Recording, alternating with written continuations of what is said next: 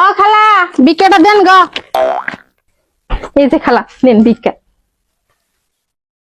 এই কটা চাল দিলেন।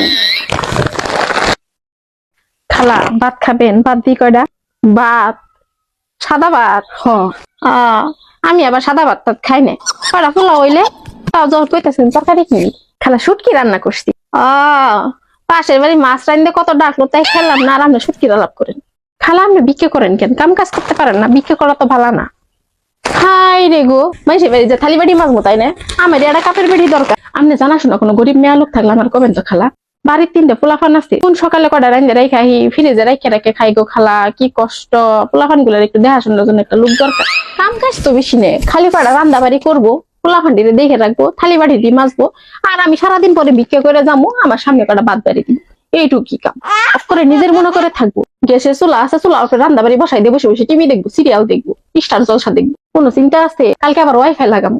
ওহো, ওয়াইফাই আলা বেটারে যে ফোন দিয়ে মনে করাই দেওয়ার কথা ছিল।